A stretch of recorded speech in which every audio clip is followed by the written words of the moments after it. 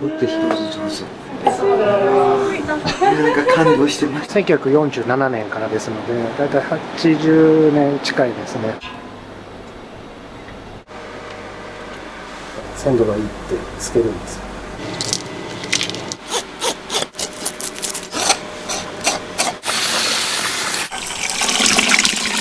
今日もよろしくお願いします。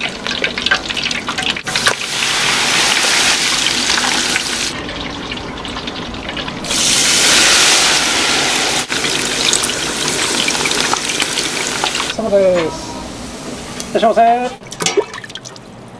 蓋が正面です。このまま蓋を取ってお召し上がりください。美味しかったです。美味しい。いらっしゃいませ。いらっしゃいませ。一番奥どうぞ。いらっしゃいませ。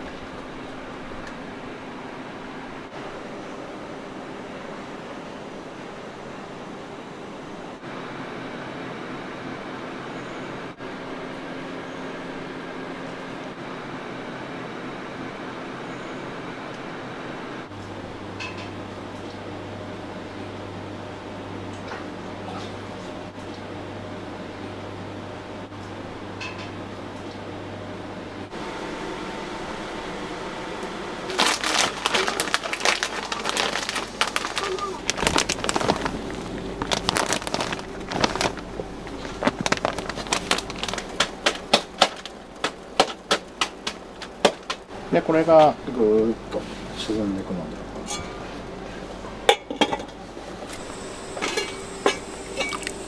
こういう感じで。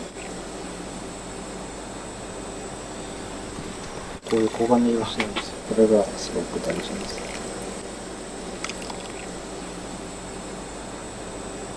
ありがとうございます。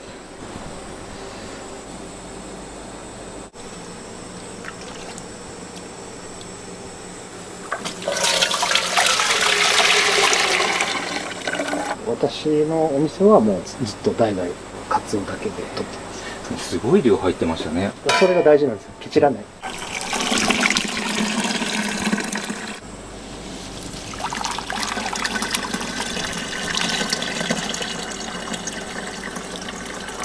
鰹節でも例えばいろいろ種類あるんですよ。すり方も細かくするのか、粗くするのかとか、うちのはこの本枯節って言って専門の業者さんにお願いしてお出汁が出やすいように削っていただいてますね。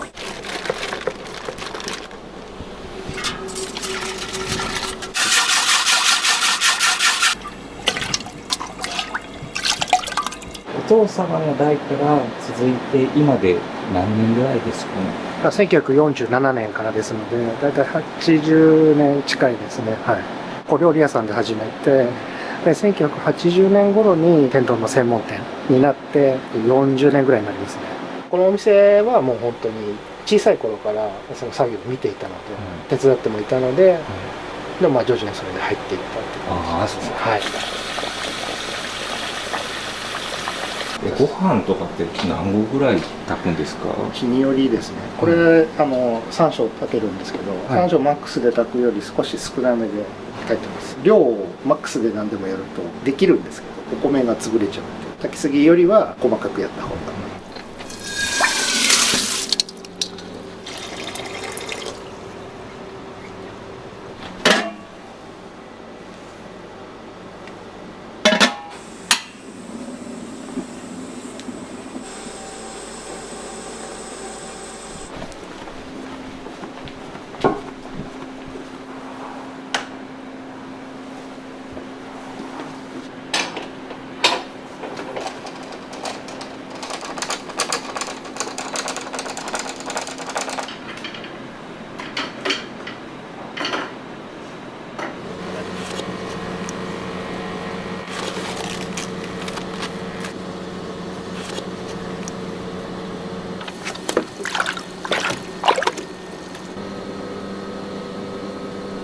大分、愛知、いろいろありますね。かなり大きいですね。大きいですね。80g 以上ありますね。これは大きい方がつきますね。この小さい方でも30g 近くもっとありますね。うちの天丼はこういう材料を使うので、ここは昔からのこだわりですね。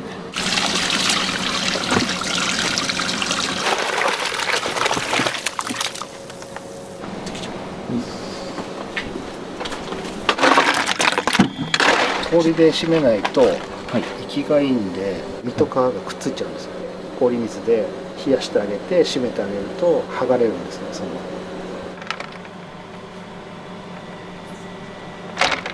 季節とか日によって内容って変わるんですか？メニューは基本的には一緒なんですけど、い入ってくる魚は季節によって変わります。種類ですか？今日はキスとメロ、アナゴ、これは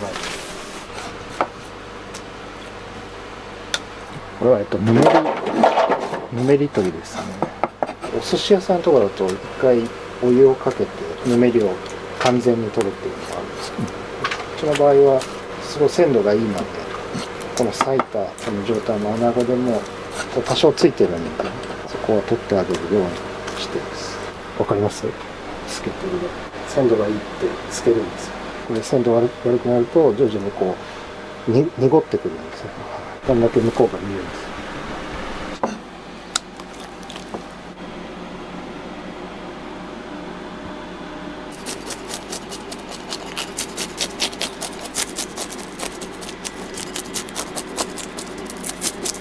豊洲で頼んでます。春夏秋という通して産地が変わるので、専門の目利きの方がいるので、実際に私が見に行ってそこでお願いしますとか。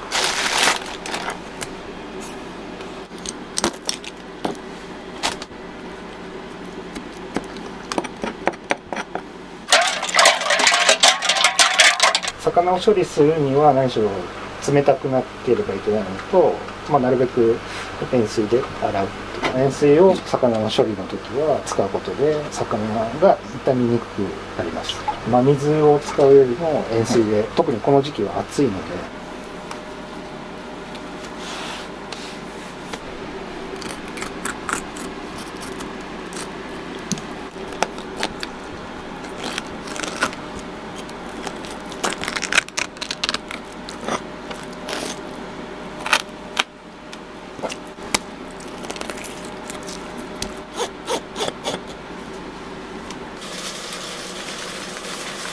底物って言われる目の字とかは鱗がない限りこのヌルで体を守っているので、塩で揉んであげるとぬめりが取れます。ぬ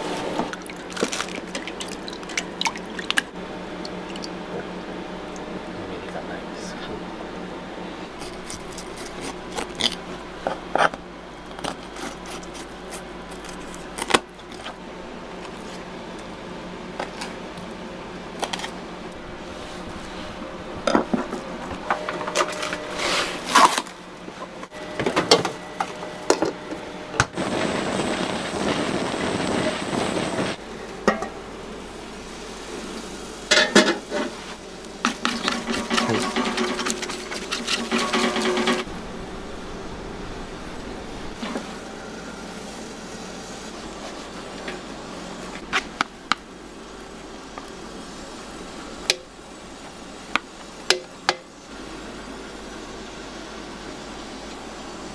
私の祖母が勝っていうんですよ。昔その戦後、お店を始めるにあたって屋号を書いて出さないといけない時に考えてなくて、お母ちゃんの名前はって係の人に聞かれたらしくて、勝って言ったらじゃあ勝って書いて、それが今もそれが今も続いてるって感じ。お客さんでも私勝なんですっていう方もいらっしゃって、名前で親近感を抱いてくださる方もいます。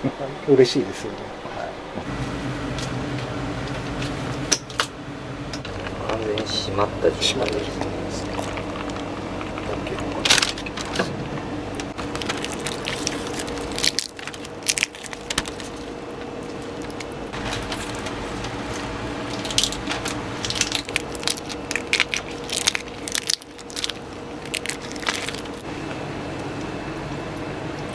殻と身がつながっているところが限られてるので、そこを取ってあげるだけで取れるんですね。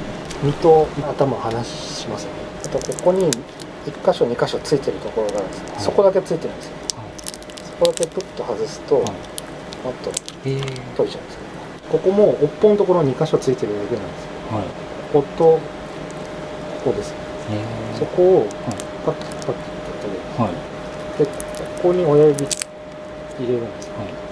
スッと入れて、あとはくるんとやるだけで、この足のとこから取れちゃうって感じですね。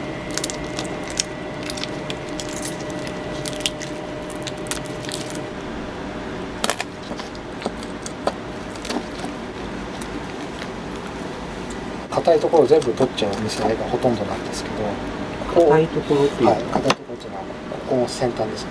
ここプッと取っちゃえば食べやすいっていうのがあるんですけど、一応ここを一緒に揚げるのでカリッとして香ばしくて美味しいですよ。あえて残してる。そうですそうです。香りがいいんですよね。味も良くて。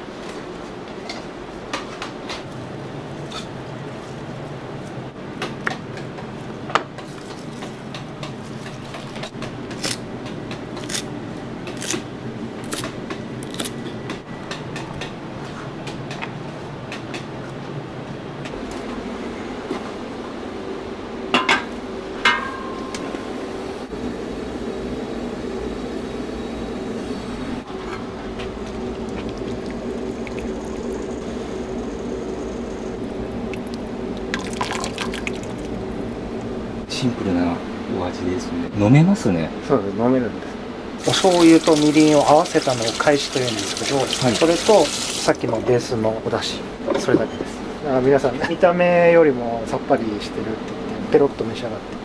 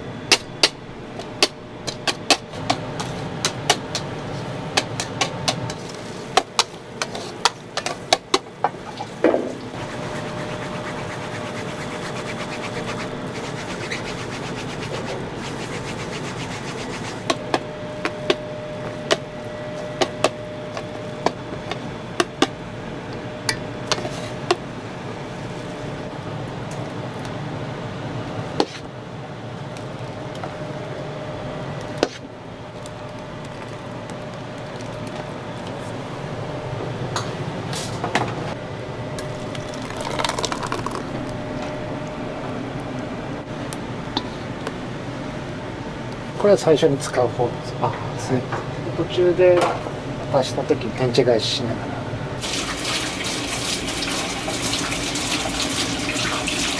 ごま油です。甘締めのごま油です。おはようございます。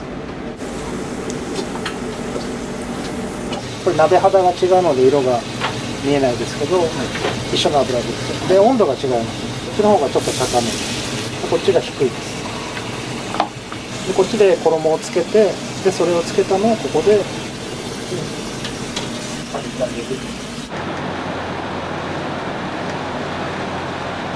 守り神ってあれはいつからいるんですか？私がもう生まれた頃にはいましたね。最近暑いんでね、交流が。今日もよろしくお願いします。いつも朝にやるんですね。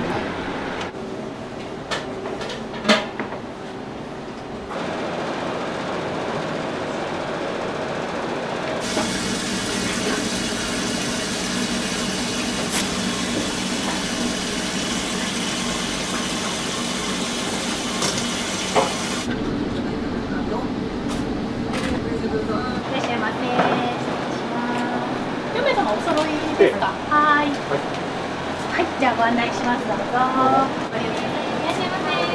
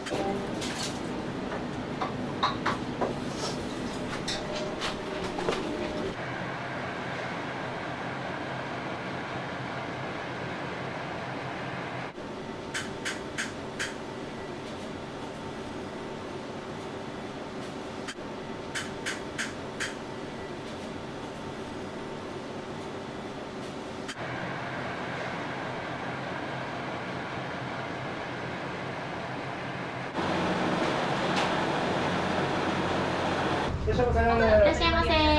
一番奥どうぞ。いらっしゃいませ。お待たせいたしました。いらっしゃいませ。お待たせいたしました。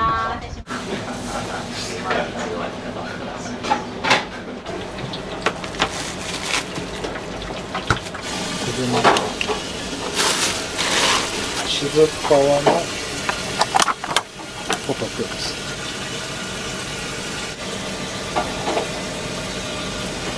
でアナゴも1本東京湾のアナゴや季節によって九州のアナゴを使ったり1つつけていますね。はい。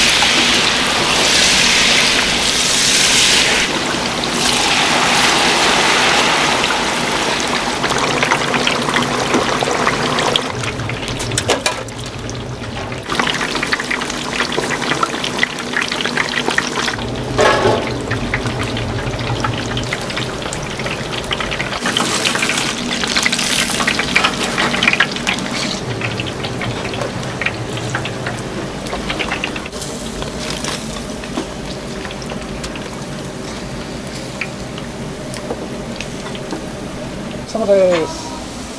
いらっしゃいませ。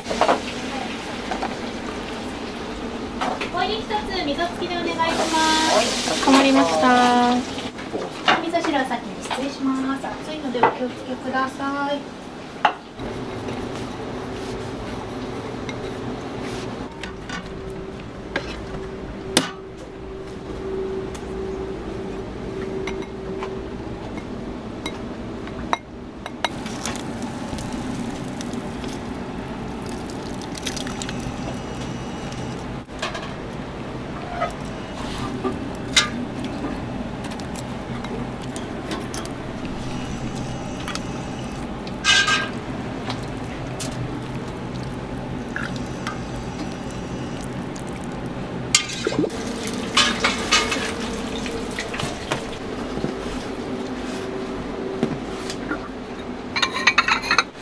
蓋が正面です。そのまま蓋を取ってお召し上がりください。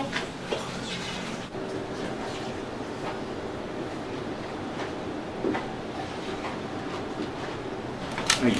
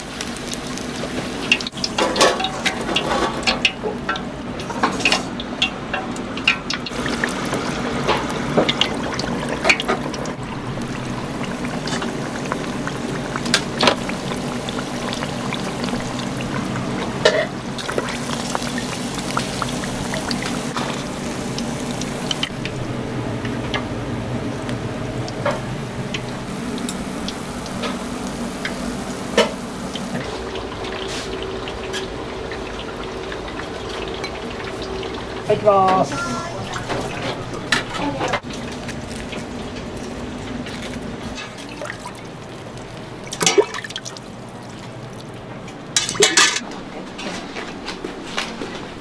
はい、レードマイペンです。失礼します。よく来られるんですか？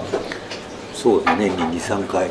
遠いんですよ、私。ああ、そうですか。うん。じゃあ今日はこれを食べにそうそうそうそう。いつぐらいから通われてるんですか？ 10年くらいはな。ああ。お入り2つにどっちおはい、願いします。かしこまりました。かしこまりました。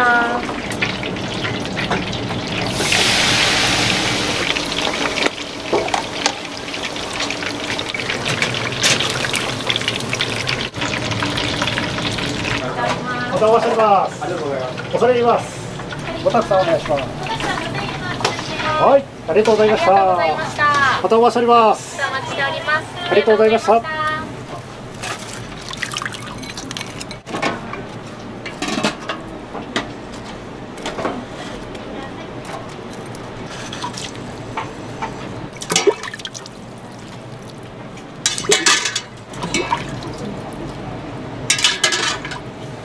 礼いたしました。蓋が正面です。そのまま蓋を取ってお召し上がりください。失礼いたします。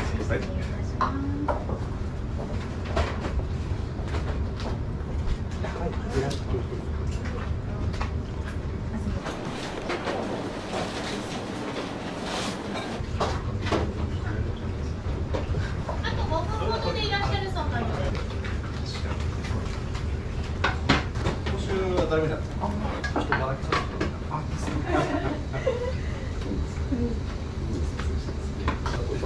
はい、ありがとうございました。またお待ちしております。いらっしゃいませ、何名様ですか。1名様、1名様です。はい、こちらのお席どうぞ。お待たせいたしました。いらっしゃいませ。テーブルご利用ください。いらっしゃいませ。どうぞ。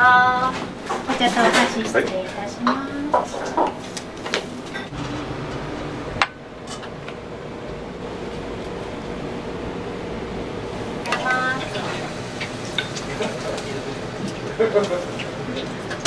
カンパチのごま和えですね。油がすごくある魚なので、ごま和えにしてあげるとすごくご飯に合います。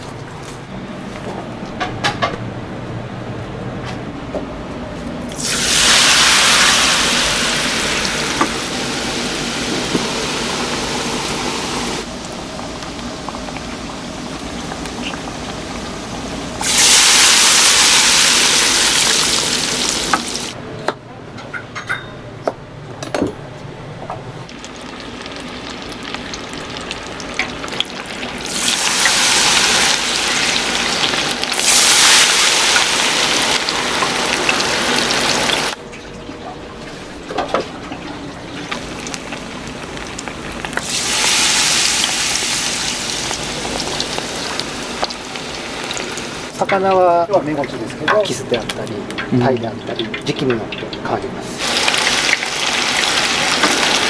うちの天ぷらでも塩で食べるのか、うどんつゆにつけて食べるのかで変変わります。でお塩で食べるには衣を薄くしてあげて、揚げ時間も変えてあげる。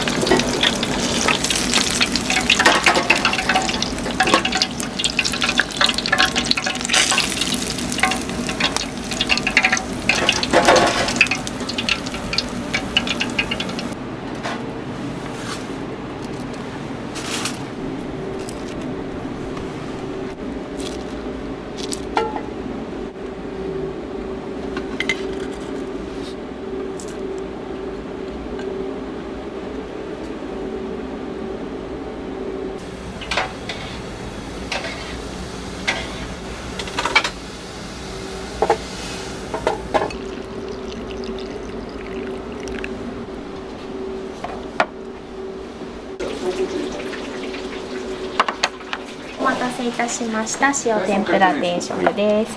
塩とレモンでお召し上がりください。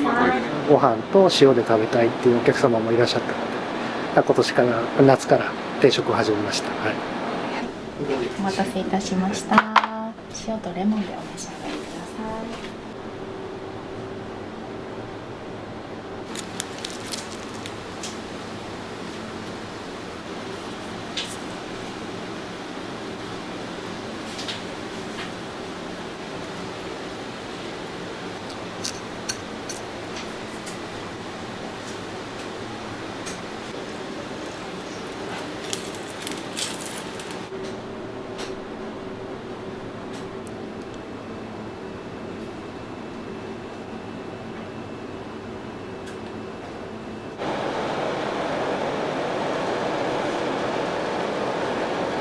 ありがとうございました。ありがとうございました。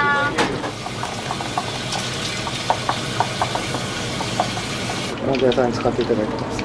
卵と小麦粉と水だけの。わ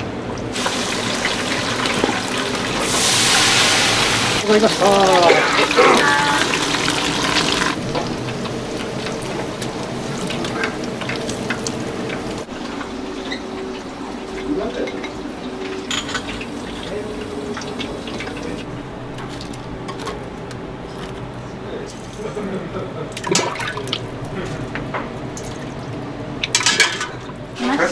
失礼いたします。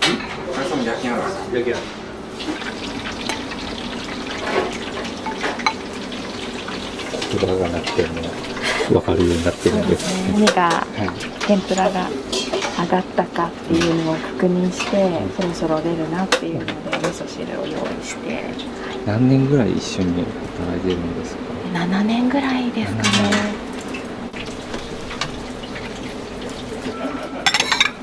出ます。お待たせいたしました。蓋が正面です。そのまま蓋を取ってお召し上がりください。失礼いたします。頭から尻尾までお召し上がりいただけます。これです。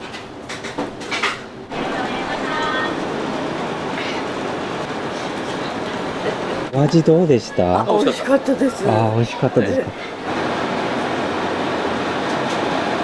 大きいサイズの車エビを使った天丼は 80g 以上のエビを使っています。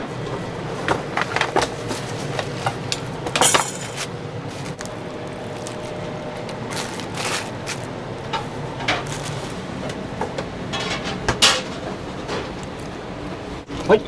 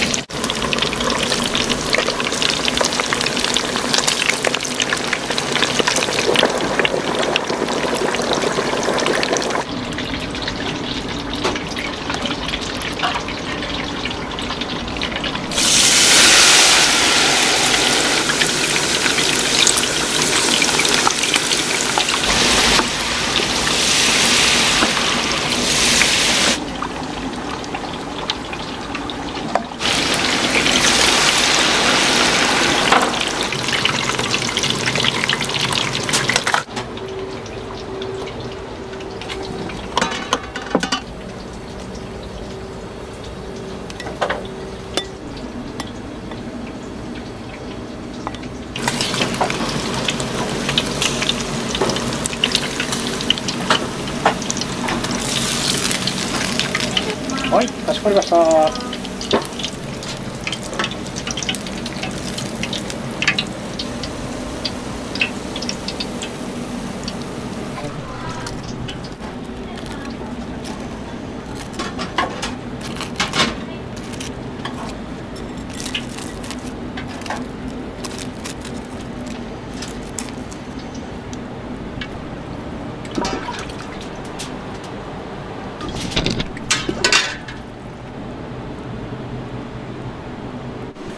お待たせいたしました。はい、蓋が正面です。このまま蓋を取ってお召し上がりください。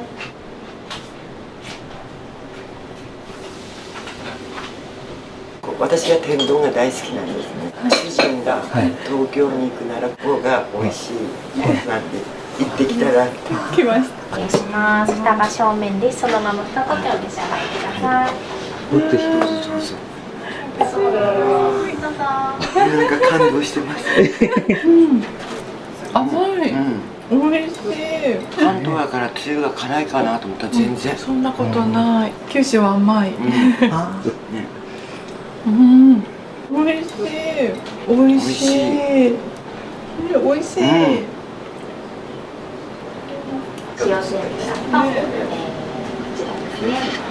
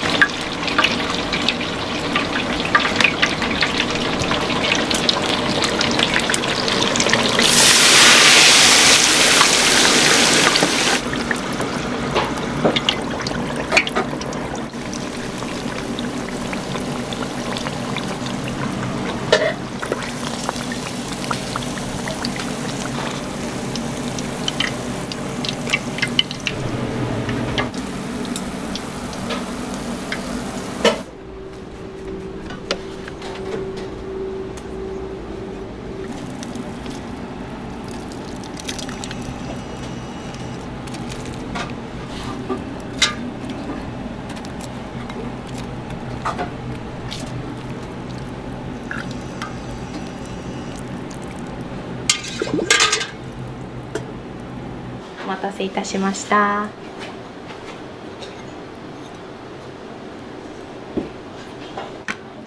噌汁ですね。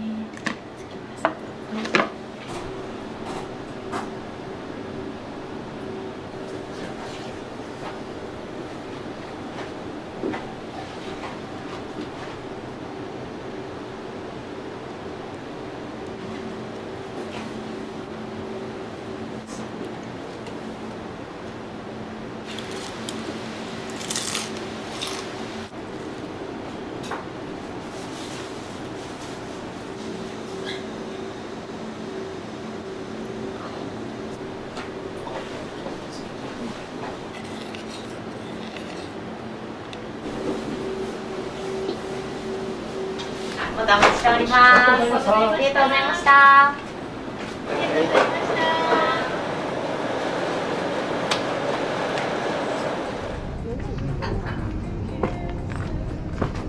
若者の方も入りやすいような、行きたいと思ってもらえるようなお店作りがバーセンのコンセプトです。インスタシャレだった。インスタで気になってました。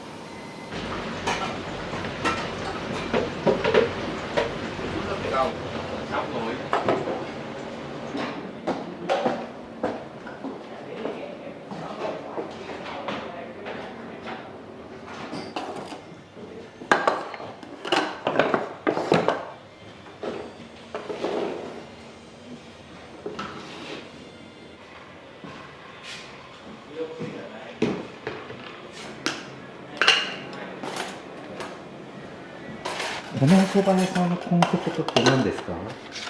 蕎麦屋さんって結構若い方とかってあんまり入らないし、私もあまり友達と蕎麦屋行こうとかはなんないんですけど、でも蕎麦って日本の食文化で江戸時代からある文化なので、それをなんか若者の人にも広められるようなお店にしたいなと思って、若者の方も入りやすいような、行きたいと思ってもらえるようなお店作りがバーセンのコンセプトです。結構海外の方が多いですね。1割から2割ぐらいは海外の方来てるのかなっていう印象ですね。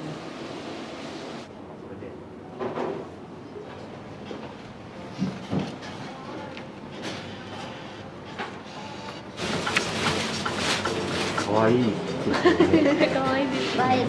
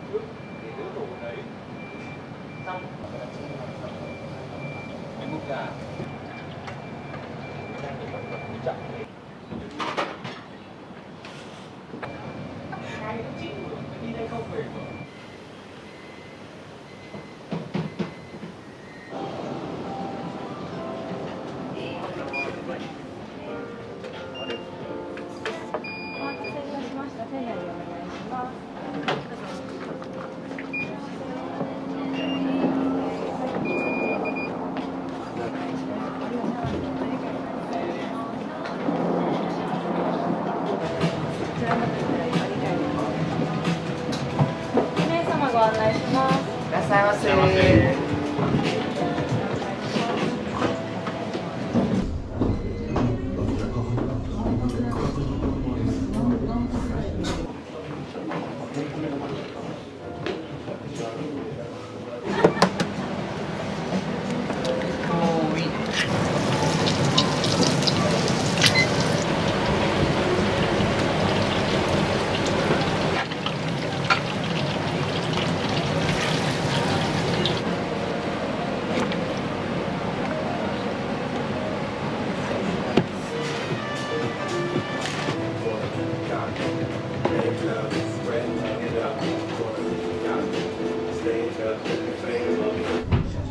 33番でお待ちのお客様お待ちしました。塩釜のつけそばと塩気になります。あ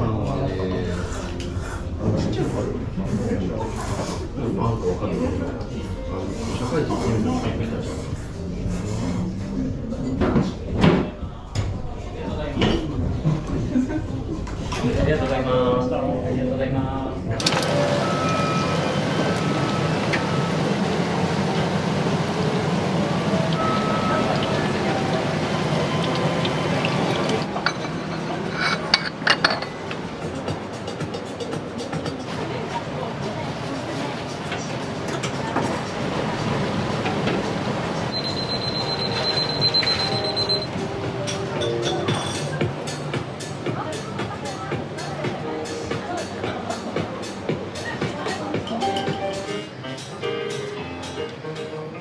しました。カラ肉のつけそばの天ぷらお待ちしました。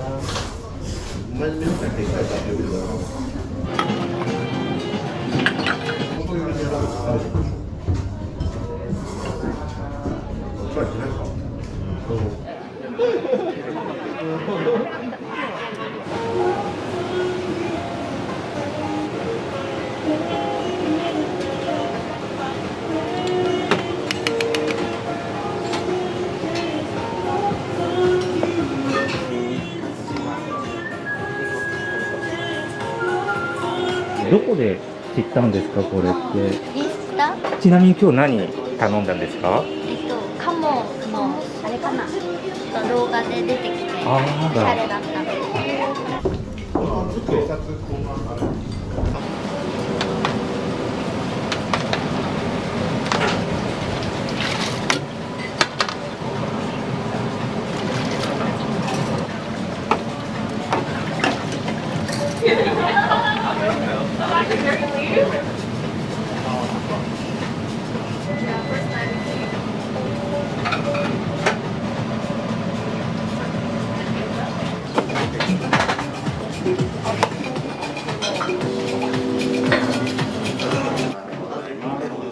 した。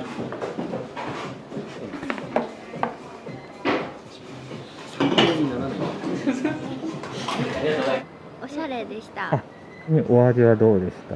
美味しかったです。柚子が、スープに入ってて飲みたかったです。あ、それぐらい。もう一回そば食べれちゃうなって思ったぐらい美味しかったです。初めてです。関西の方から来たんですけど。お待たせしました。鴨のつけそばです。ありがとうございます。特上のものが順にお願いします。器がすごい石の感じで迫力があります。ありがとうございます。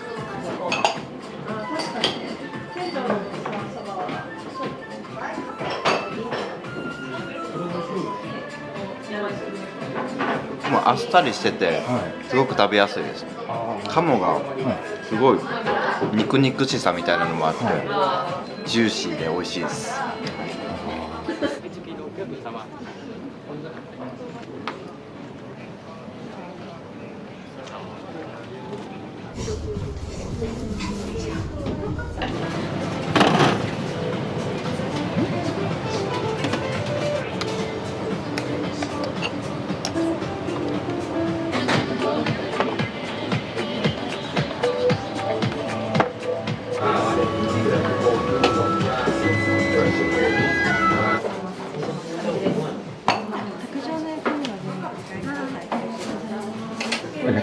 美味しいです。何で知ったんですか？インスタで。ああ、インスタで。はい、気になってました。鴨も柔らかくて美味しいです。角煮のつけそばなんですけど、箸で本当にほぐれるぐらい柔らかくて、そうなんです。すごく美味しいです。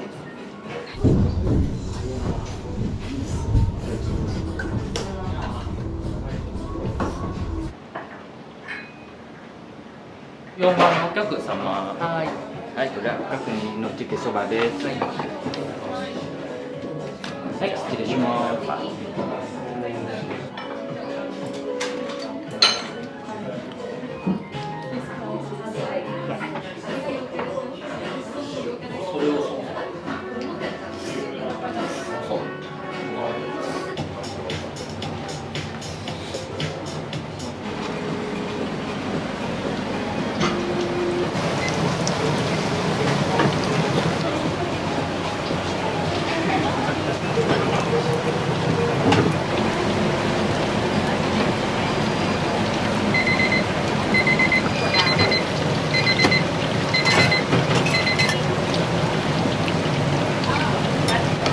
ご案内します。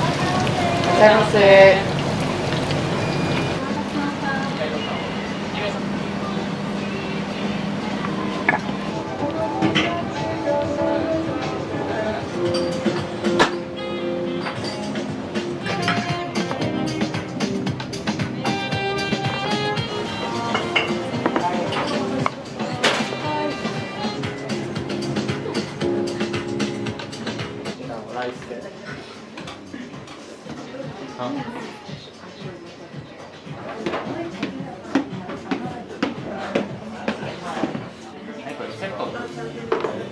この麺は何ですか？二八そばで、バーサーオリジナルで作ってもらってる麺です。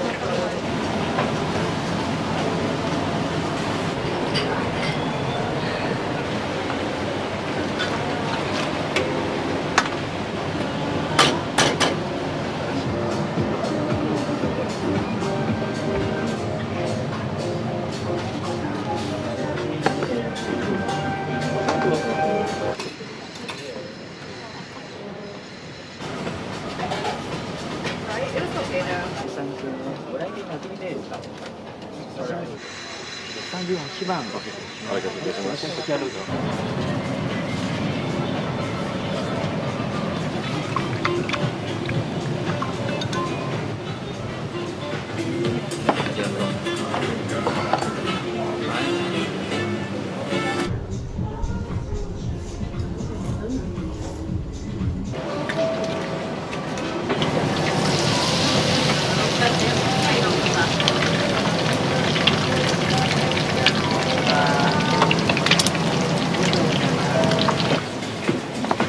願いします。はい。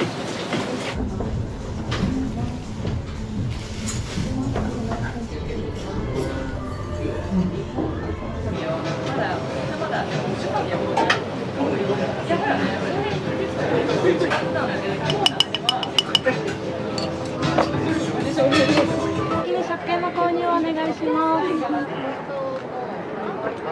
これは高いな。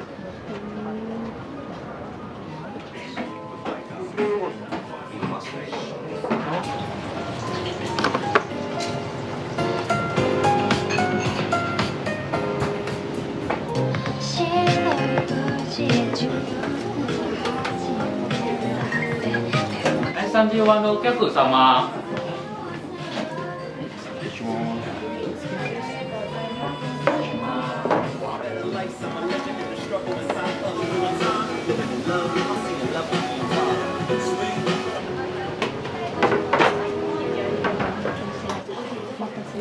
もう一つ辛肉つけそばを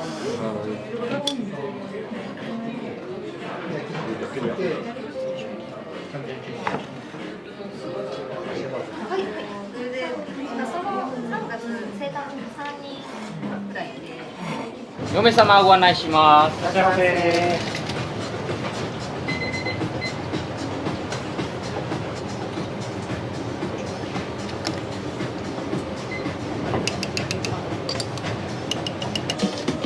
お願いします。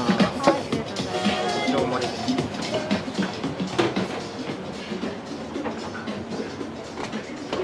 ありがとうございました。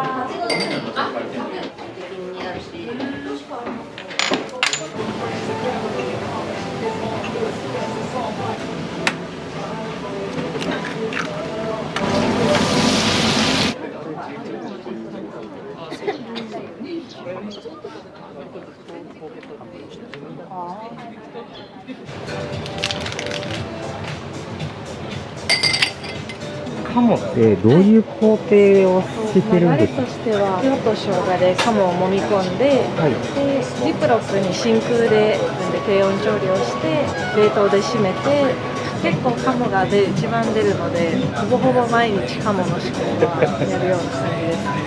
何キロぐらいですか？1日。15キロから18キロぐらい。あ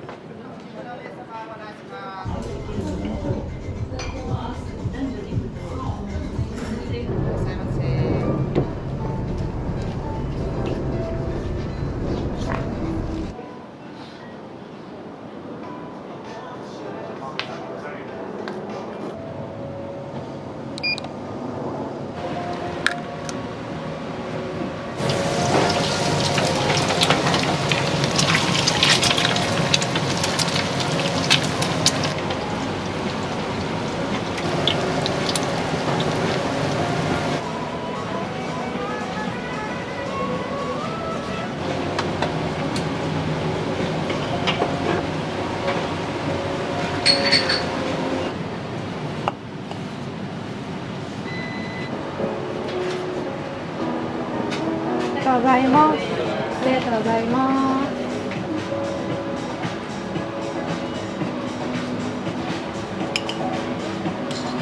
お待たせしました。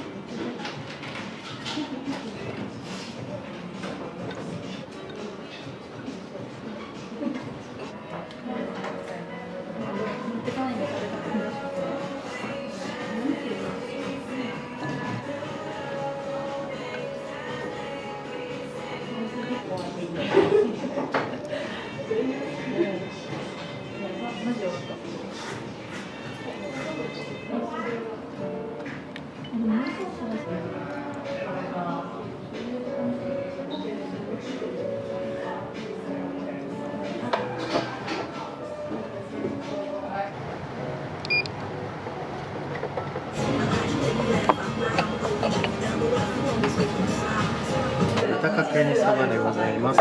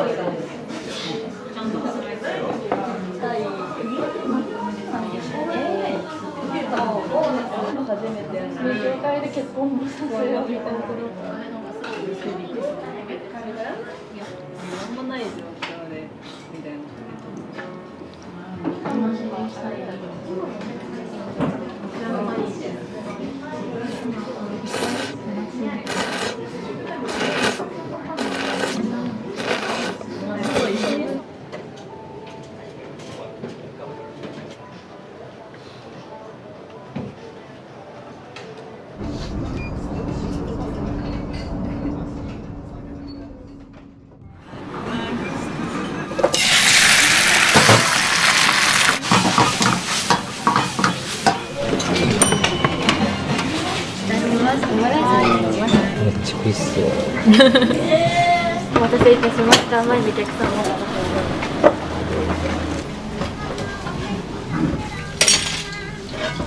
お孫さんと一緒にお仕事できるのってどうですか？いいですね。いいですか？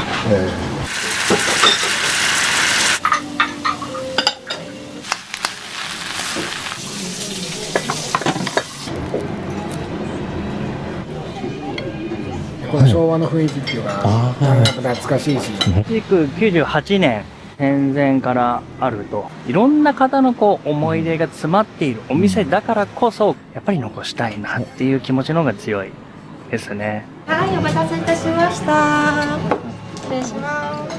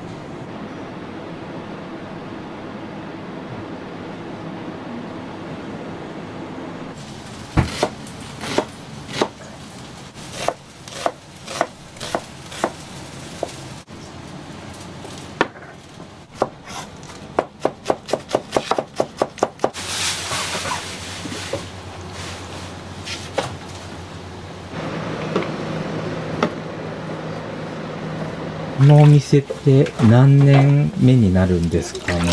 昭和2年だから。昭和2年からに今おいくつなんですか82です。 82歳、もうずーっとここでやられてるんですね。おふくろが一人でやってたから、高校卒業せずこう、あれだったんだよな。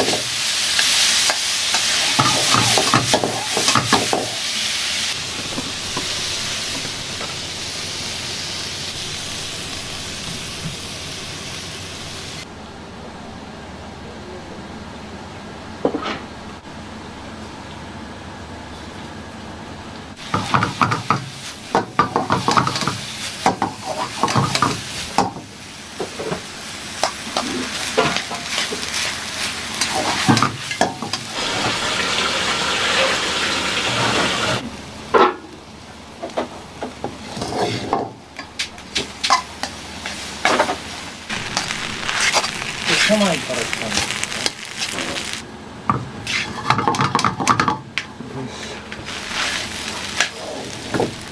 お二人って一緒にやり始めたのっていつからなんですか4年前ぐらいに、東京からこっちに戻ってきて、で本格的にやり始めた頭の片隅にはパリはあっても、あくまでも自分の店を持つんだっていう心意気で東京には行ってたので、入退院を繰り返すようになって、でこのまんまじゃちょっと会社に迷惑かけてしまうなっていうところでは、まあパリだったら親戚の家だからっていうところもあり。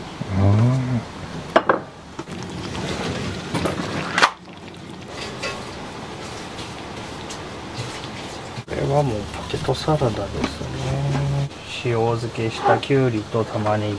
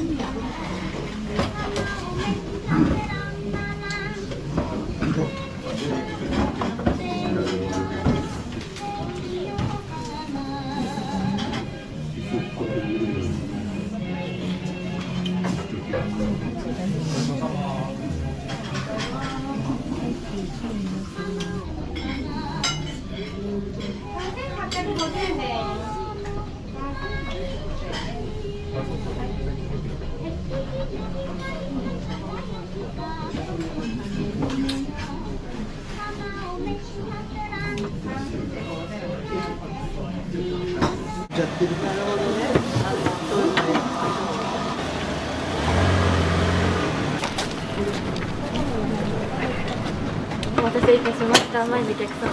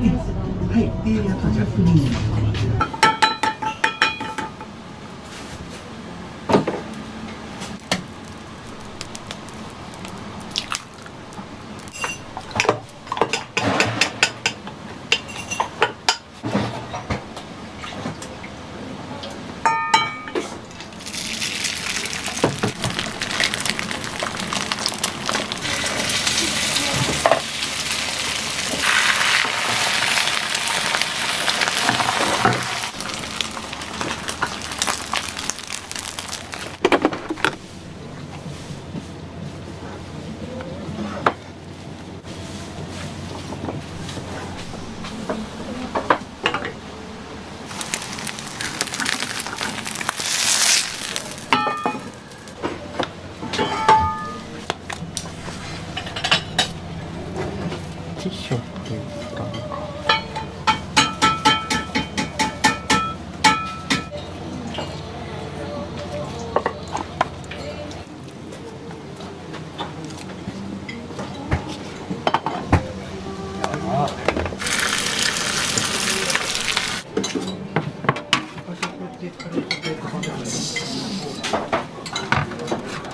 失礼いたします。オムライスになります。失礼します。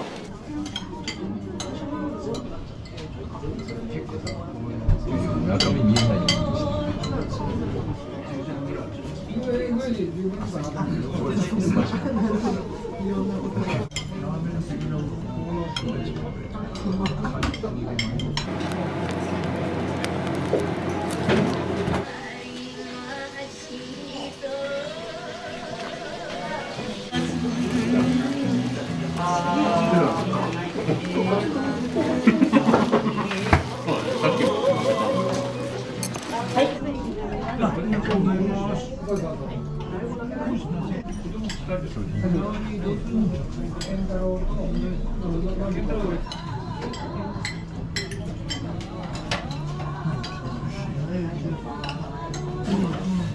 りがとうございました。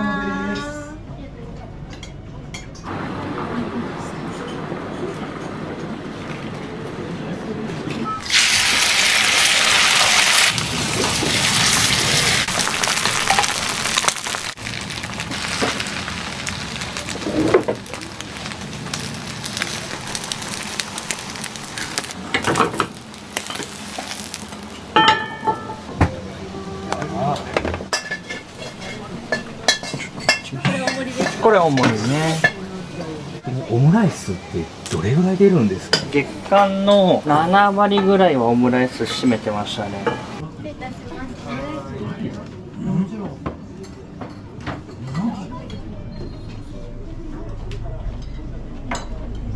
玉ねぎと鶏肉が大きく切ってあって味付けしっかりの美味しいオムライスです。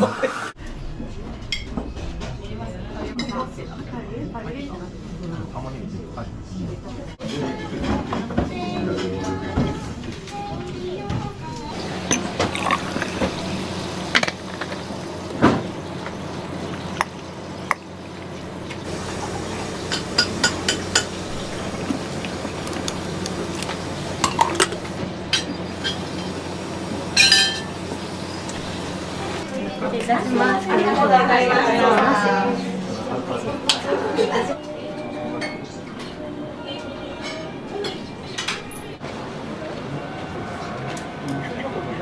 オムライスの次によく出るのって何ですか？カツカレー。でその次が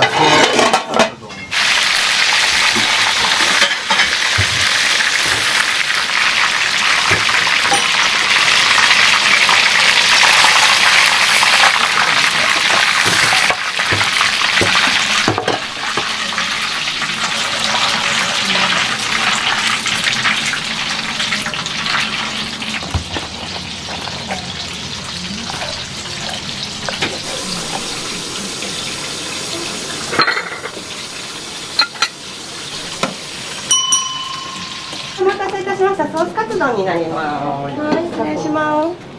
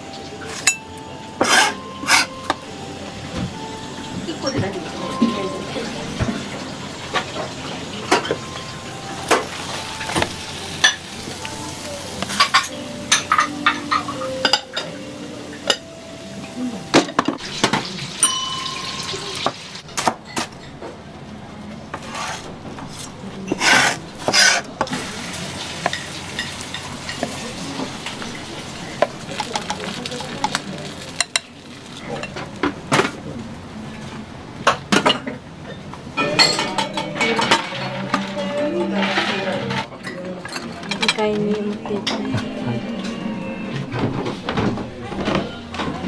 失礼いたします。お先にお2つカツカレーです。い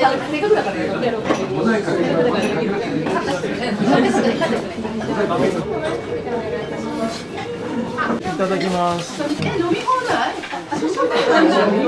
蕎麦屋のカレーに近いような、ちょっと甘めの日本そばで出てるようなカレー。カツとかどうですか？サクサクしてますよ。め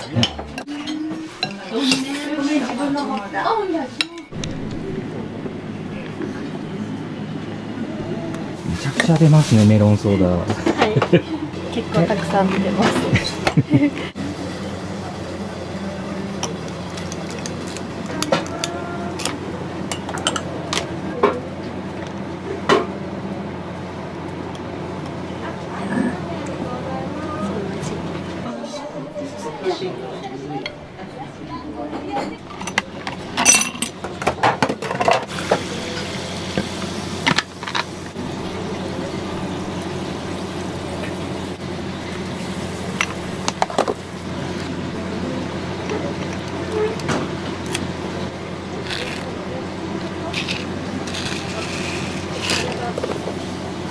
これで完成です。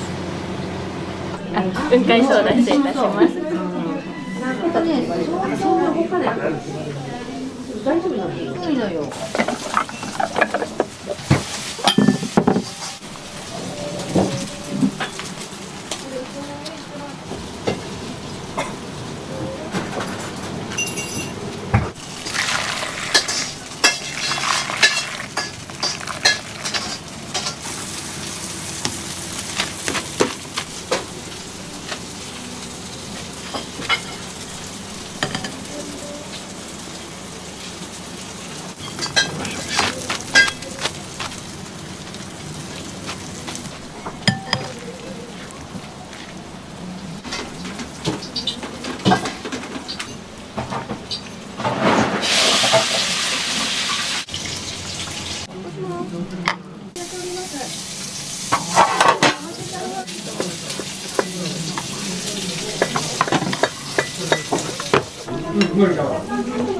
子供はラーメンになります。ありがとうございます。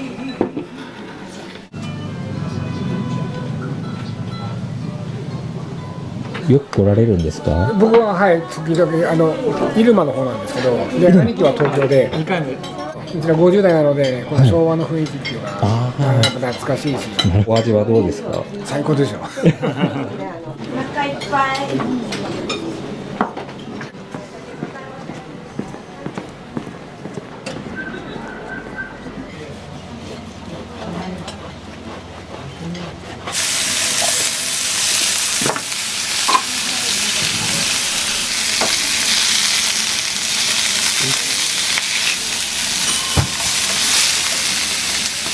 これは何ですか？一応カツ丼のタレっていうか、それが基本的なベースになってて、例えば焼肉丼もポークソテーも、それにケチャップを足すとか、それに醤油をちょっと加えるとか、結構基本ベースのタレにはなってる。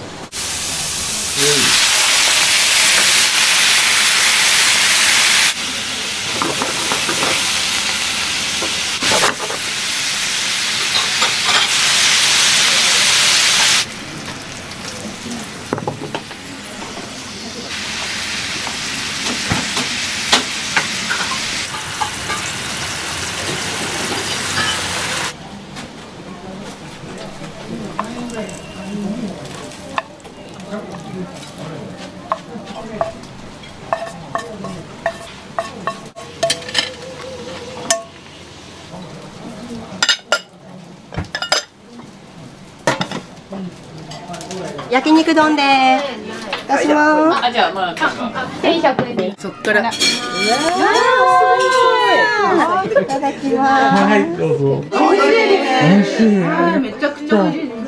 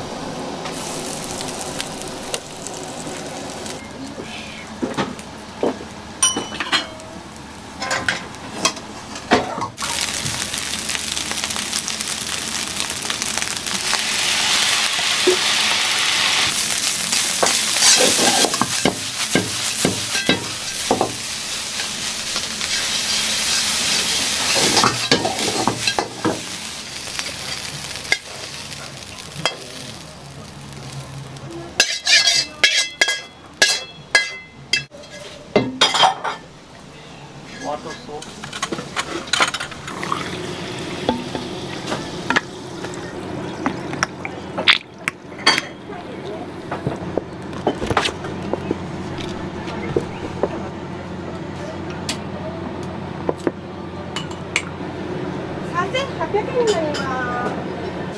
お願いします。はい、ちょっとお待ちください。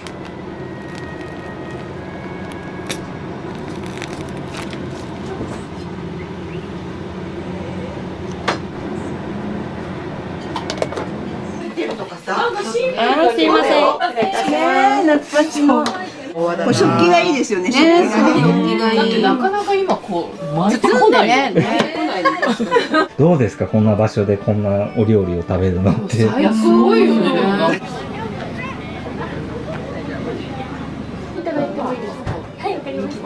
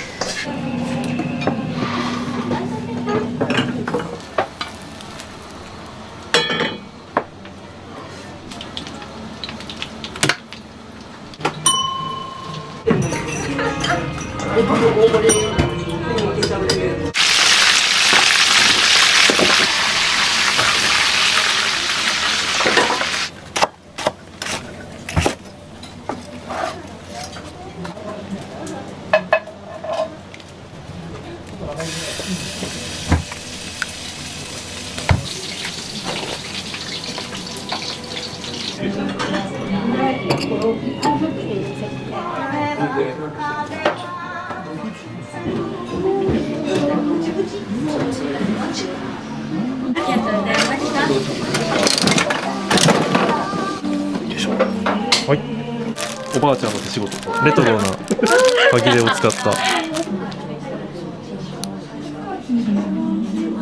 今日何食べるとか決めてるんですか？オムライス食べようかなオムライスです。オムライス。はい、失礼いたします。オムライスになります。めっちゃ美味しそう。さっきのやつおみくじみたいなのがついてて、クリームソーダみたいなやつが一つ交換できる感じの券がついてました。書いてあるものが、無料になってガチャガチャの中に入ってます。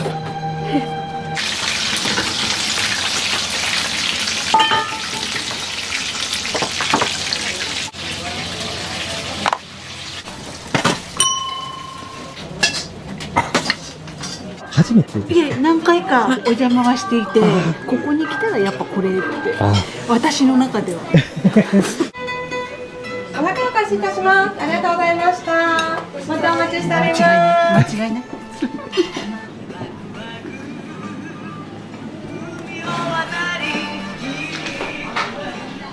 これは本当に一つしかなくて、一応これメニューです。本当によく残ってましたよね。そう、それしかもうないんです。オムライスはここパリランチの上35銭。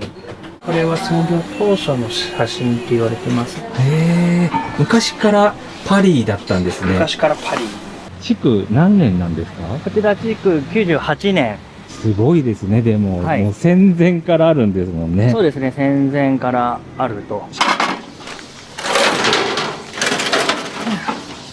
こういうような形でもう崩壊してる。ああ、本当ですね。ね、これ柱バーって見てもらうと、はい、斜めってるんですよ。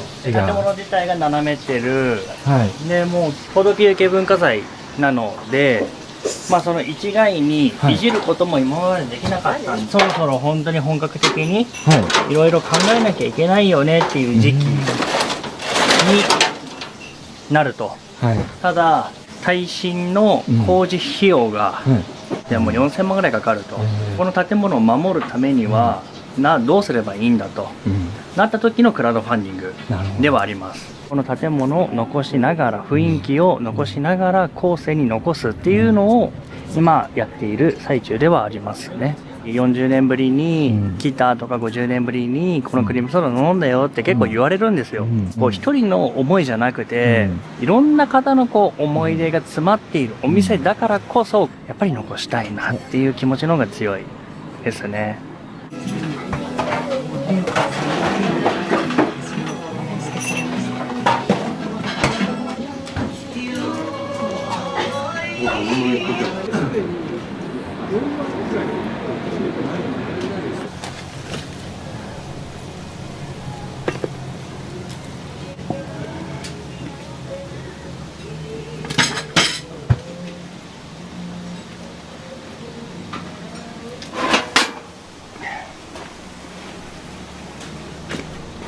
疲れたりとかはしないんですか？疲れるよ、それは。年がもう80だで。お孫さんと一緒にお仕事できるのってどうですか？いいですね。いいですか？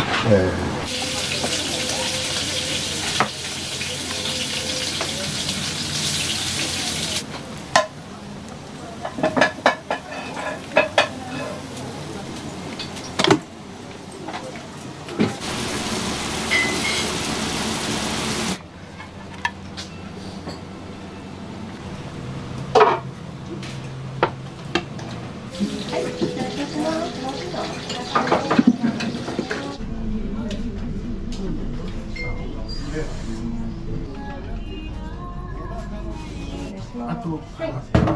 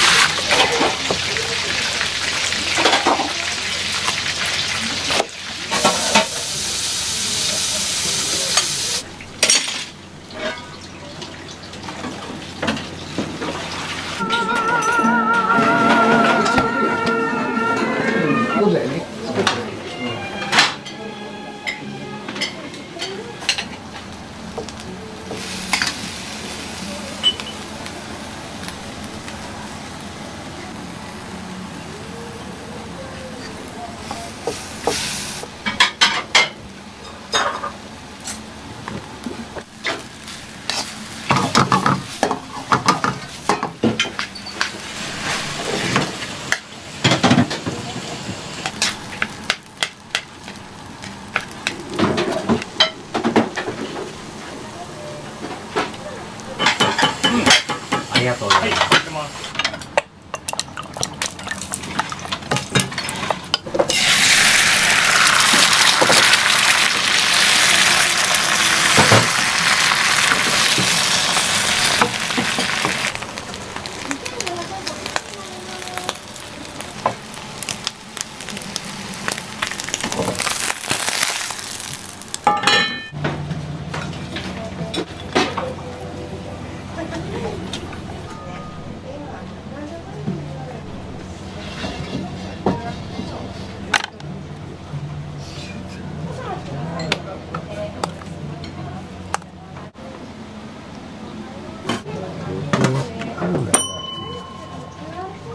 はい、お待たせいたしました。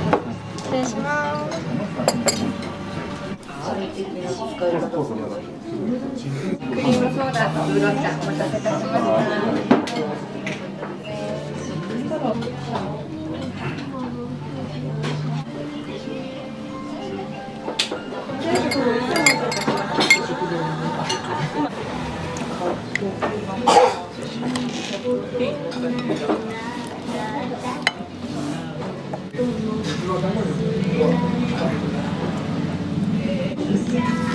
う